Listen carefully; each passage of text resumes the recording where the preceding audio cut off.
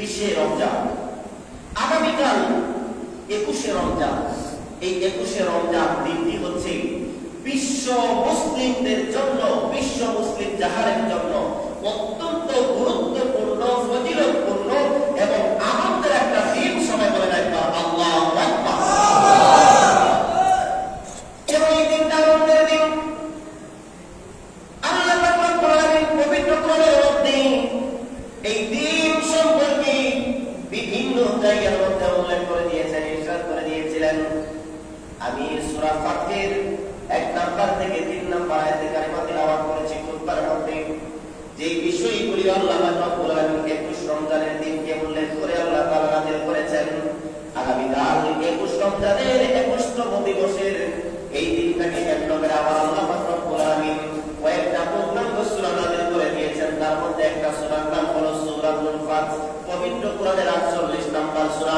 আরেকটা সূরার নাম হলো সূরাতুন নাসর, যেটা 30 পারার মধ্যে অবস্থিত। আল্লাহ রাব্বুল আলামিন এই পবিত্র কোরআনের সূরা ফাতির 48 নাম্বার সূরার একটা আয়াতে এই দিন সম্পর্কে বলে, ইন্না ফাতাহনা লাকা ফাতহাম মুবিনা।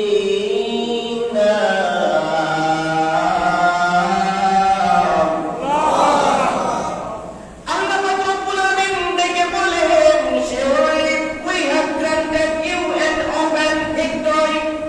আল্লাহ রাব্বুল আলামিন ডেকে বলেন, হাবিব, আমি অবশ্যই আপনাকে সুস্পষ্ট বিজয় দান করে দিয়েছি, প্রকাশ্য বিজয় দান করে দিয়েছি। এই আয়াতটা কখন নাযিল করা হলো?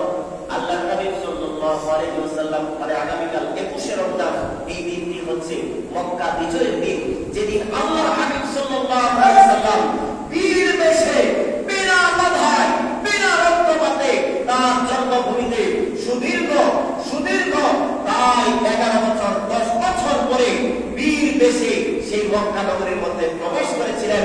কেউ বাধা দেওয়ার সাহস পায় না। বলেন সুবহানাল্লাহ। সেই দিনটা হচ্ছে আগামীকাল 21তম রমজান, মক্কা বিজয়ের দিন। ঘটনাটা হলো আল্লাহর হাবিব সাল্লাল্লাহু আলাইহি ওয়াসাল্লাম 6ষ্ঠ হিজরি সনে 1400 সাহাবীদেরকে নিয়ে উমরাহ হজ পালন করার জন্য মক্কা শরীফের দিকে রওনা হয়ে গেলেন।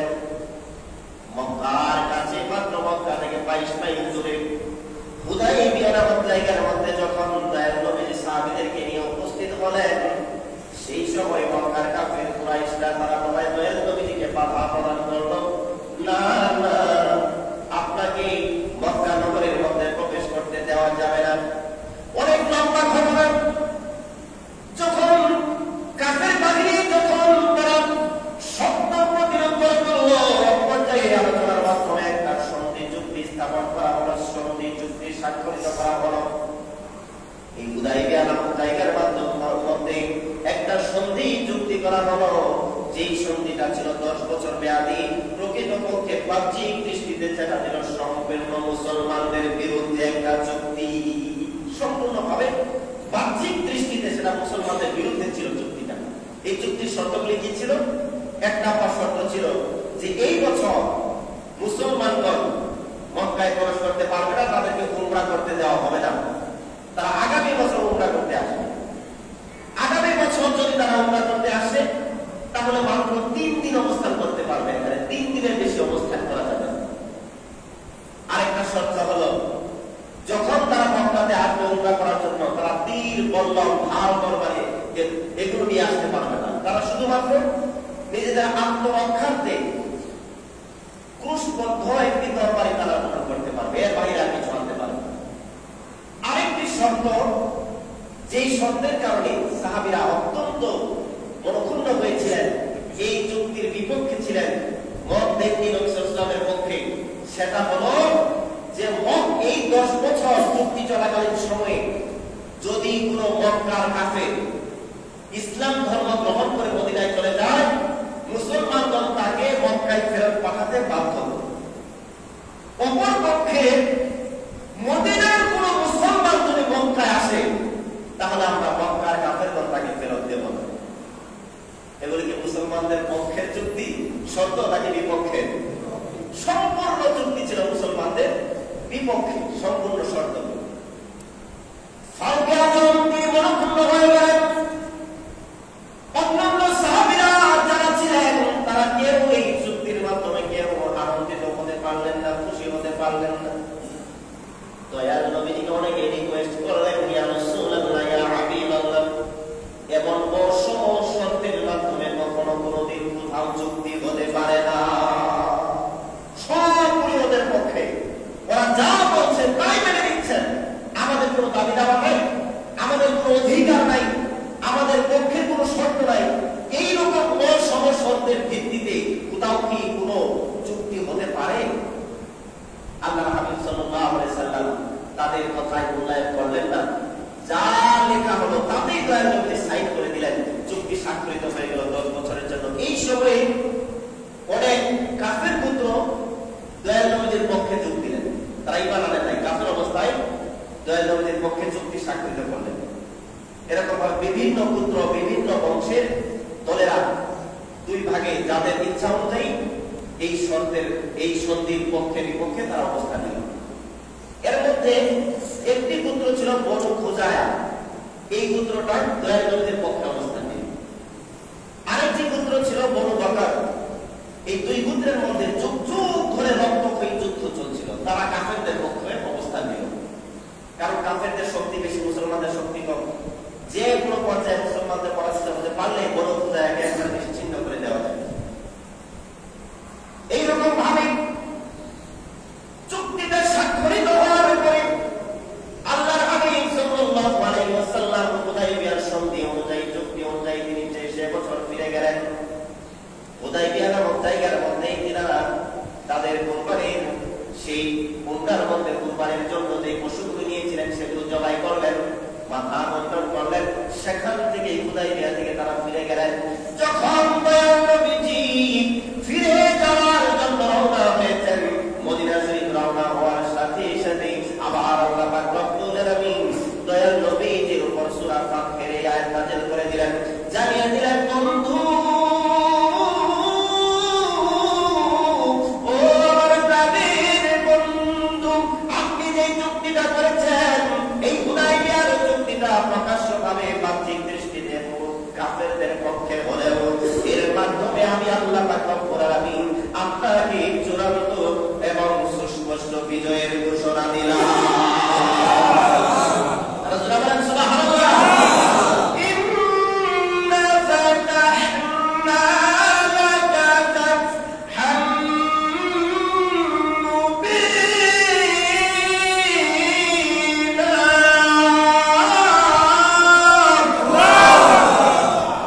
আল্লাহ রব্বুল আলামিন জানিয়ে দিলেন, বন্ধু আপনি এই মুহূর্তে যে চুক্তিটা করে এসেছেন, এই চুক্তিটা হলো মুসলমানদের প্রকাশ্য বিজয়।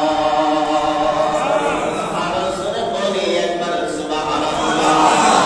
পাইলে নিরালাই নবী, পাইলে নিরালাই আমরা, পাইলে নিরালাই নবী, পাইলে নিরালাই আমরা। দুই কদমের চোমা খাবো, দুই কদমের চোমা খাবো, চরণ ধরে বাঁধবো গায়ে, পাইলে নিরালাই নবী, পাইলে নিরালাই আমরা, পাইলে নিরালাই নবী, পাইলে নিরালাই। দয়াল নবীজি মদিনা শরীফে চলে গেলেন। যাবার পরে এই সন্ধি চুক্তি করার 2 বছর পর এই যে কাফেরদের সঙ্গে একটা গ্রুপ যোগ দিয়েছিল বনু বকর, তারা রাতের অন্ধকারে হঠাৎ করে সেই বনু খুজায়া গোত্রের উপর আক্রমণ করে তাদের উপর হত্যাযজ্ঞ চালালো। দয়াল নবীজি যখন এই খবরটাই সংবাদ যখন পেলেন, তিনি ঘোষণা করলেন, খোদার কসম, রে বনু খুজায়া, তোমাদের পক্ষে আমরা অবস্থান নিয়েছিলাম, আর সন্দেহ সত্যি হলো যে পক্ষ সন্দেহের চুক্তি ভঙ্গ করবে তাদের সঙ্গে যুদ্ধ করব, সম্মিলিতভাবে আমরা যুদ্ধ করব। ঘোষণা দিলাম, বনু খুজায়া, তোমাদের পক্ষে আমি দয়াল নবীজি যুদ্ধ করব। যুদ্ধের ঘোষণা দিয়ে দিলেন। আল্লাহর হাবিব সাল্লাল্লাহু আলাইহি ওয়াসাল্লাম সেই সময় 10,000 মুসলিম সৈন্যবাহিনীকে একত্র করলেন। 10,000 সুসজ্জিত সৈন্যবাহিনী নিয়ে মক্কা থেকে যখন রওনা হয়ে গেলেন, মক্কার কাছে যাওয়ার পরে মারুজ জাহরান নামক স্থানের মধ্যে রাত্রিবেলায় তিনি কাফেলা করলেন। আল্লাহর নবী সাল্লাল্লাহু আলাইহি ওয়াসাল্লাম এই মারুজ জাহরান নামক স্থানের মধ্যে রাত্রিবেলায় সমস্ত সাহাবীদেরকে আদেশ করলেন যে সাহাবীরা তোমরা যতগুলি সাহাবী আছো প্রত্যেককেই সাধ্য অনুযায়ী বেশি বেশি করে এই মাঠের মধ্যে অগ্নি প্রজ্বলন করো, বলেন সুবহানাল্লাহ। 10,000 সাহাবী অন্ধকার রাতের মধ্যে যখন এই 10,000 সাহাবী তাদের সাধ্য অনুযায়ী আগুন জ্বালিয়ে দিয়েছে, সেই মারুজ জাহরান নামক স্থানের আলো চতুর্দিকে আলোকিত হয়ে গেছে।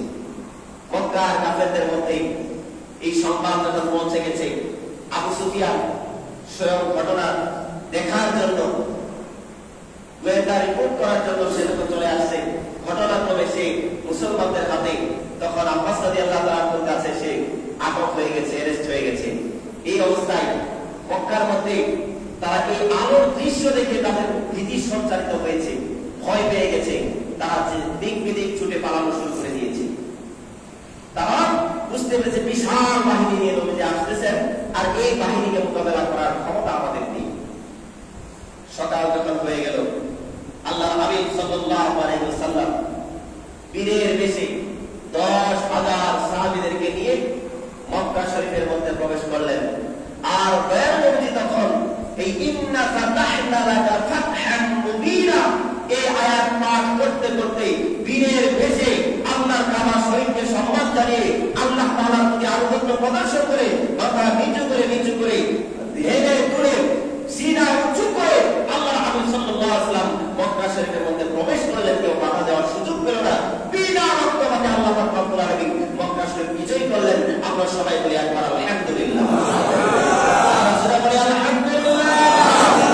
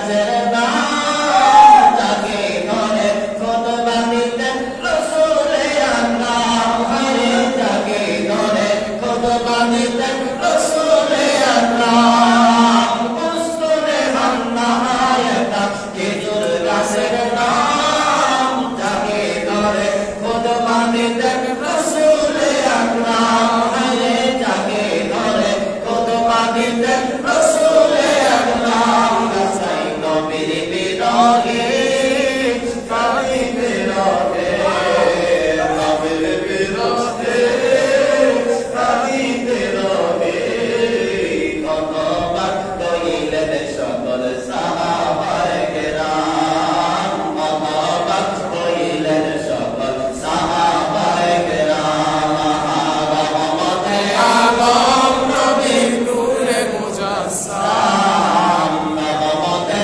আলম নবীর নূরে মুজাসসাম সাহাবীরা আতর বানায় ওই নবীজির গান সাহাবীরা আতর বানায় ওই নবীজির গান আল্লাহর হাবিব সাল্লাল্লাহু আলাইহি ওয়াসাল্লাম বলেন যাও তোমাদেরকে স্বাধীন করে দিলাম মুক্ত করে দিলাম তোমাদের প্রতি আমার কোনো প্রতিশোধ আর কোনো প্রতিশোধ গ্রহণ করবো না তোমরা আমাকে দেশ ত্যাগ করতে বাধ্য করেছিলাম এই কথা করে উত্তরে আমার ঘাড়ের উপর মরা বুকের নারী পুরি পুরি দুর্গন্ধযুক্ত নারী পুরি দিয়ে রেখে দিয়েছিলাম আমাকে পাথর নিক্ষেপ করেছিলাম আমার সাহাবীদেরকে বিনার কারণে কারবার দাওয়াত গ্রহণ করার কারণে তাদেরকে হত্যা করে দিয়েছিলাম শহীদ করে দিয়েছিলাম পাথর দিয়ে আঘাত করেছিলাম জিহ্বা কেটে দিয়েছিলাম জিহ্বা ছিন্ন করে দিয়েছিলাম বেলাল রাদিয়াল্লাহু তাআলা ধর্মত সাহাবীকে তোমরা কোন বালুর মধ্যে শুইয়ে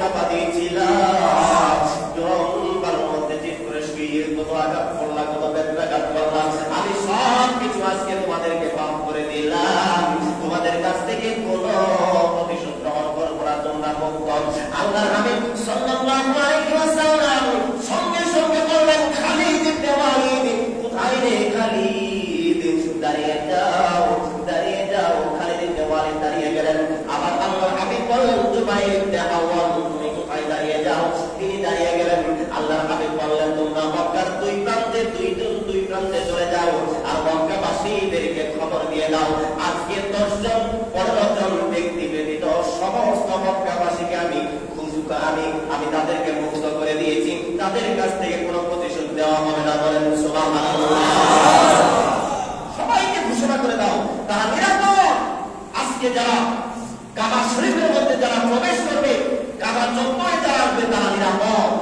যারা আবু সুফিয়ানের ঘরের মধ্যে প্রবেশ করবে তারা নিরাপদ যারা নিজের ঘরের দরজা বন্ধ করে ঘরের ভিতরে বসে থাকবে তারাও নিরাপদ আর সুবহানাল্লাহ আল্লাহর হাবিব বলেন তবে হাদিস শরীফের মধ্যে রেখে 10 জন বদল করে 14 জন কিংবা 15 জন কাফের বেঈমানদেরকে আল্লাহ পাক রব্বুল আলামিন তাদের সম্পর্কে জানিয়ে দিলেন ইয়া রাসূলুল্লাহ ইয়া হাবিবাল্লাহ আপনি সমস্ত মক্কাবাসীদেরকে ক্ষমা করে দিয়েছেন কোনো প্রতিশোধ গ্রহণ করবেন না কিন্তু আমি আল্লাহ পাক রব্বুল আলামিনের ইচ্ছা করছে এই 10 জনকে আমি ছাড় দেব না সুবহানাল্লাহ বলেন আপনি সবাইকে মুক্ত করে দিয়েছেন কিন্তু এই যে 10 জন এই যে নাম বললেন ইকরামা আছে ওয়াহশী আছে হিন্দা আছে এরকম ভাবে 10 জন মতান্তরে 14 থেকে 15 জন এদের নাম আল্লাহ প্রকাশ করে দিলেন ইয়া রাসূলুল্লাহ আপনি সবাইকে মাফ করে দিয়েছেন আপনার খুশিতে আমি আল্লাহ খুশি কিন্তু এদেরকে মাফ করবেন না কারণ এদেরকে আপনি মৃত্যুদণ্ড এই মুহূর্তে ঘোষণা করেন মৃত্যুদণ্ড কায়েম করেন যদি তারা মুসলমান হয় তাহলে আপনার ইচ্ছা করলে মারতে পারেন ইচ্ছা করলে ছাড়তে পারেন কিন্তু তাদের জন্য মৃত্যুদণ্ড কার্যকর করেন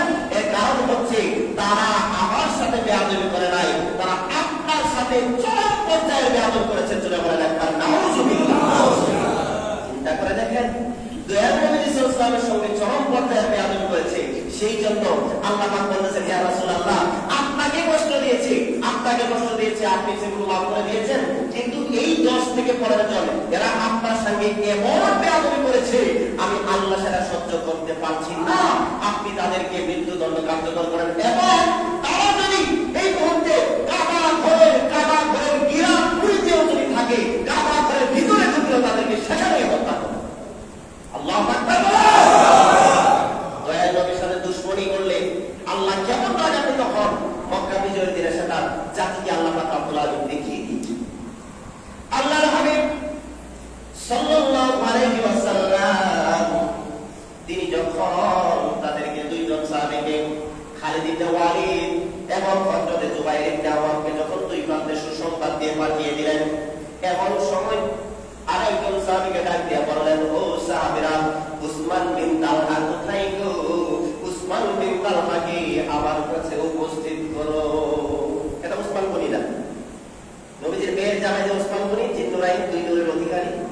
চিহ্নিত।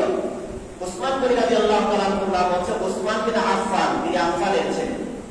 আর এই উসমানের বাবার নাম হচ্ছে তালহা, উসমান বিন তালহা। তাকে দেখে আমি শোনার কারণ হলো এই মক্কা শরীফের মধ্যে কাবা ঘরের মধ্যে প্রতি বৃহস্পতিবার এবং প্রতি সোমবার কাবা ঘরের ভিতরে সবাইকে যাওয়ার অনুমতি দেওয়া হতো, নামাজ পড়ার অনুমতি দেওয়া হতো। আল্লাহর হাবিব সাল্লাল্লাহু আলাইহি ওয়াসাল্লাম মদিনায় হিজরতের পূর্বে একদিন এই বৃহস্পতিবার কিংবা সোমবারের দিন এই উসমান বিন তালহার কাছে গেল। তার কাছে চাবি ছিল, কাবা ঘরের চাবি ছিল। দেখে বলল, উসমান দে দে কাবা ঘরের চাবিটা একটু আমায় দে, আমার মালিকের কুদরতি কদমে নামাজ পড়ে একটু অন্তরটা শীতল করি। সেই সময় এই উসমান বিন তালহা দয়ার নবীকে চাবি তো দেয় নাই, অপমান করে দূর দূর করে সেই সময় দাঁড়িয়ে দিয়েছিল। আল্লাহর হাবিব তখন বলেছেন, রে উসমান, রে তালহার বেটা, রে তালহার পুত্র, এই দিনটার কথা তুমি ভালো করে মনে রাখো। এমন একদিন সময় আসবে যেদিন এই কাবা ঘরের চাবি আমার হাতের মধ্যে আসবে। তুমি মনে রাখো, সেদিন আমার যাকে মন চাই তাকে আমি কাবা ঘরের চাবির মালিক বানাবো। আর সূরা বলেন সুবহানাল্লাহ। সেই উসমান বিন তালহা সেদিন ঘরের মধ্যে গিয়ে সে দরজা বন্ধ করে সে দাঁড়িয়ে বসে আছে। কারণ নবীজি বলেছেন যে ঘরের ভিতরে থাকবে সেও নিরাপদ, যে কাবা ঘরের ভিতরে প্রবেশ করতে, চত্বরে প্রবেশ করতে তারাও নিরাপদ। সেজন্য ঘরের মধ্যে দরজা বন্ধ করে বসে আছে। যদিও বিভিন্ন রিওয়ায়াত আছে, কেউ বলেছেন এই তালহার ছেলে উসমান তিনি মক্কা বিজয়ের আগেই তিনি ইসলাম গ্রহণ করেছিলেন, কিন্তু এর মধ্যে মত পার্থক্য আছে। তবে প্রসিদ্ধ হচ্ছে মক্কা বিজয়ের দিন যখন চাবি দিয়েছেন সেই সময়ের ঘটনাকে কেন্দ্র করে তিনি মুসলমান হয়েছেন। তার বাড়িতে যাওয়া হলো, দরজায় যখন নক করা হলো, উসমান রে তালহার বেটা উসমান, দরজা খুল, দয়াল নবীজি তোকে ডেকেছি। সে তো কানা মনে মনে, যারা বাংলায় একটা কথা আছে, সে বলে আমি বুঝতে পেরেছি কেন ডেকেছে, আমি যাবো না, এই নাও কাবার চাবি, দরজার নিচ দিয়ে দিলাম, দয়াল নবীজিকে দিয়ে দাও, আমি যাবো না। সাহাবীরা ডেকে বলে,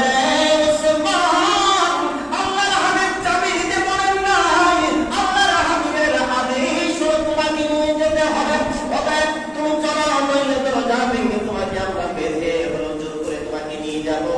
এই কথা শোনার পর সে ভয় পেয়ে গেল, তখন দরজা খুলে বের হয়ে গেল। সাহাবীরা বললেন, উসমান চিন্তা করো না, তোমাকে হত্যার হুমকি দেওয়া হয় নাই, তোমাকে নিরাপত্তা দেওয়া হয়েছে, তুমি চলো আমাদের সঙ্গে নিয়ে হয়ে চলো। মক্কার সামনে যখন কাবার দরজার সামনে দয়াল নবী ওয়েট করছিলেন, সেই সময় তিনি ডেকে বললেন, উসমান। উসমানকে দেখে তখন দয়াল নবী মুচকি মুচকি হাসতেছিলেন। উসমান বিন তালহা আল্লাহর নবীকে দেখে ভয় পেয়ে চোখের পানি ছেড়ে দিলেন। দয়াল নবী মুচকি হাসি দিয়ে বললেন, উসমান বিন তালহা, ভয় করো না, কাছে আসো, কাবার চাবিটা দিয়ে দাও। উসমান বিন তালহা দয়াল নবীর কাছে কাবার চাবিটা দিলেন। দয়াল নবী বললেন, উসমান বিন তালহা, তোমার কি মনে আছে সেই দিনের কথা, যেদিন ওই চাবি চেয়েছিলাম তুমি আমাকে তাড়িয়ে দিয়েছিলে? আল্লাহু আকবার বলেন। উসমান বিন তালহা মাথা নিচু করে আছে, আমাকে ক্ষমা করে দিন। আল্লাহর হাবিব বললেন, ভয় করো না, শুধু তোমাকে নয়, এই কালো তালিকাভুক্ত 10 থেকে 15 জন ব্যতীত ব্ল্যাক লিস্টে থাকা 10 থেকে 15 জন ব্যতীত সবাইকে আমি ক্ষমা করে দিয়েছি। আল্লাহ তাআলা তাদেরকে ক্ষমা করে দিয়েছেন। তোমার কোনো ভয় নাই, নির্বিঘ্নে তুমি যেতে পারো। উসমান বিন তালহা বলেন, ও নবী, এত অপরাধ করার পরেও, এত সুযোগ পাওয়ার পরেও যিনি এরকম ভাবে অপরাধীকে এই কাবার চত্বরের মধ্যে এতগুলি মানুষের সামনে ক্ষমা করে দিতে পারে, খোদার কসম তিনি আল্লাহর সত্যিকার নবী ব্যতীত আর কেউ হতে পারে না। ইয়া রাসূলুল্লাহ, ইয়া হাবিবাল্লাহ, এই মুহূর্তে আপনি আমাকে কালিমা পড়িয়ে দেন, লা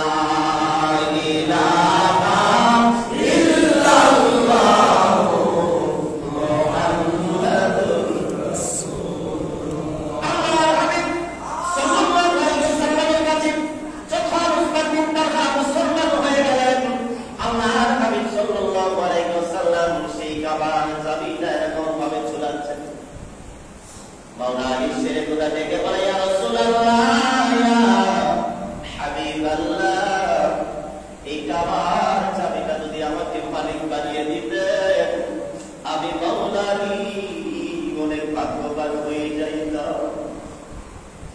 নবীদের চাচা আব্বাস রাদিয়াল্লাহু তাআলা ডেকে বলেন, ইয়া রাসূলুল্লাহ, ইয়া হাবিবাল্লাহ, আপনার বাবার ভাই, আমাকে যদি আপনি চাচার দিকে খেয়াল করি, আপনি যদি আমাকে কাবা ঘরের চাবিটা যদি আমাকে দিয়ে দেন, কাবার চাবির মালিক আমাকে বানিয়ে দেন, আমি ভাগ্যবান হয়ে যাব, নিজেকে ভাগ্যবান মনে করব।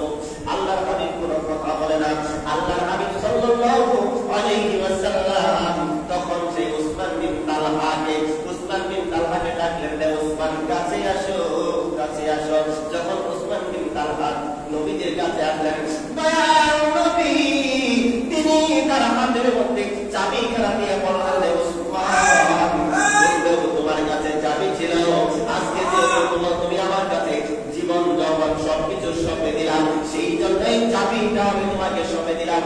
কিয়ামত পর্যন্ত তোমার বংশধরের কাছে এই কাবা শরীফের চাবি থাকবে।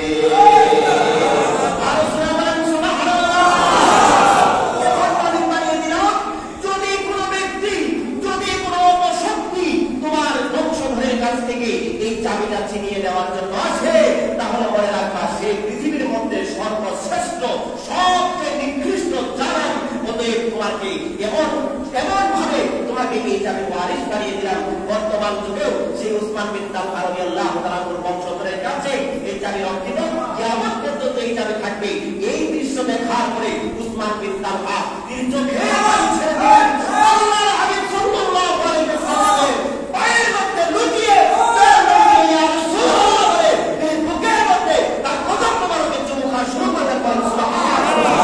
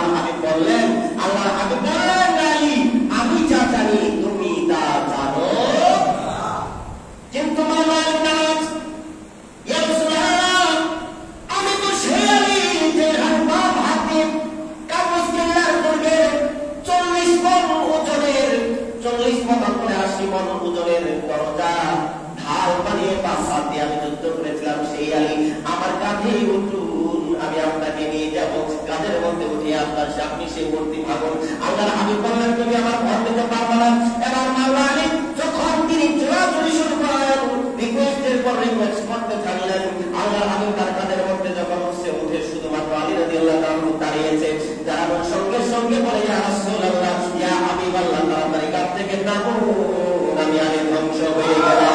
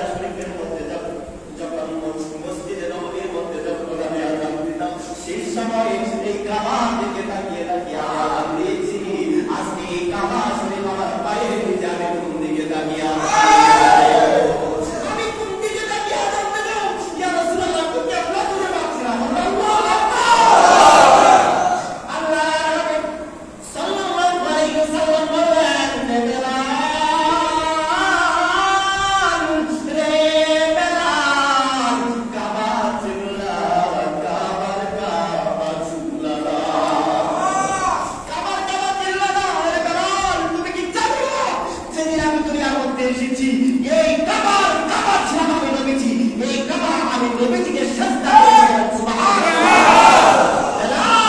কাবাকে ছিল ভাই, আমি নবীজি হলাম এই কাবার কাবা। এই মুহূর্তে দাঁড়াও তুমি আমার দিকে ফিরে তুমি আল্লাহ দরবারে আযান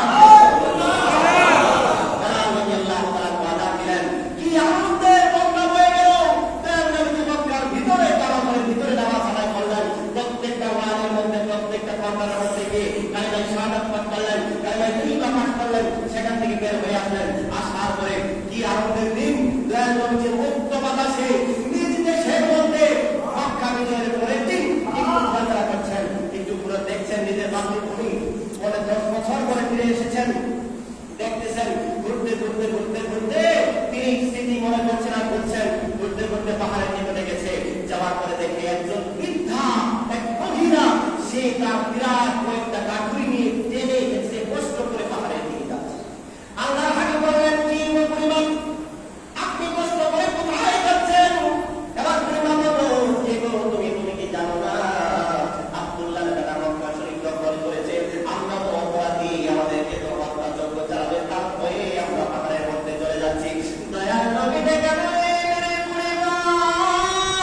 আপনি কি মুহাম্মদকে দেখেছেন? বলে না, তাকে দেখি নাই। আল্লাহর হাবিব বলেন, ঠিক আছে, দেখো না যেহেতু সেখানে তোমার কাঠুরিগুলি দিতে অনেক কষ্ট হচ্ছে, তুমি যদি আমাকে অনুমতি দাও, তোমার এই কাঠুরিগুলি আমি মাথার মধ্যে করে সেই পাহাড়ের গভীর পাহাড়ের মধ্যে নিরাপদ জায়গায় পৌঁছে দেব। কাঠুরি দিলেন, নেওয়ার পরে দয়াল পাহাড়ে উঠতেছে, তার পুত্রের তার বংশের লোকজন তারা আছে, এই বুড়িকে তারা ভর্তসরা করা শুরু করছে। এই বুড়ি সর্বনাশ করলি, যার ভয়ে আমরা পালিয়ে পাহাড়ের মধ্যে আশ্রয় নিলাম, সেই মুহাম্মদ সাল্লাল্লাহু আলাইহি ওয়াসাল্লামকে সাথে নিয়ে এই পাহাড়ের মধ্যে এসেছিস, আমাদেরকে ধ্বংস করে ফেললি। বুড়িকে তখন নবীর দিকে মুখ চেয়ে তাকিয়েছে, ফিরে তাকিয়েছেন, তাকানোর পরে বলে, আপনি সেই মুহাম্মদ, আনতা মুহাম্মদ, আপনি সেই মুহাম্মদ। বুড়ি মা ডেকে বলতেছেন, ও আমার মক্কাবাসীরা, আমার বংশের লোকেরা, খোদার কসম করে বলি, কাবার কসম করে বলি, এই ব্যক্তি যদি মুহাম্মদ হয়ে থাকে, তাহলে ইনার দ্বারা কোনো মানুষ হত্যা হতে পারে না, ইনার দ্বারা ধ্বংসযজ্ঞ চলতে পারে না, এবং ইনি যদি মুহাম্মদ হয়ে থাকেন, আমি ঘোষণা করে দিচ্ছি, ইনি সত্যিকার অর্থে একজন আল্লাহ তাআলার নবী।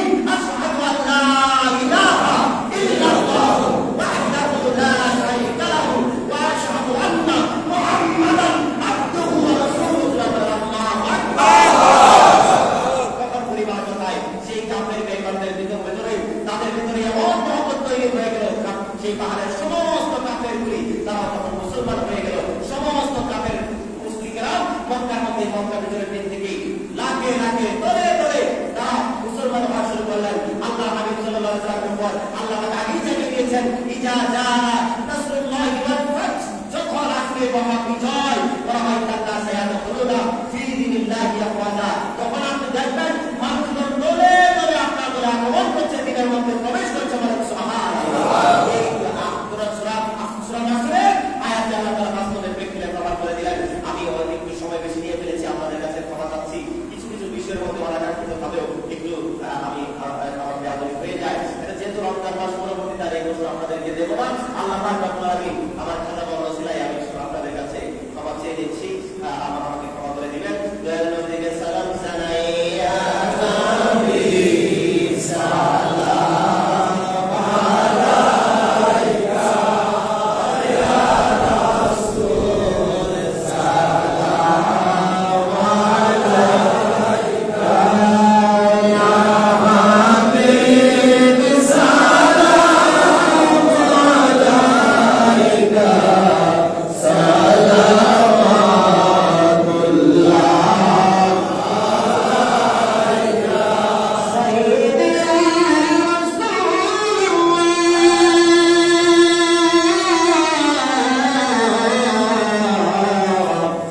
ইয়া হাবিবাল্লাহ। আপনি যে মদিনা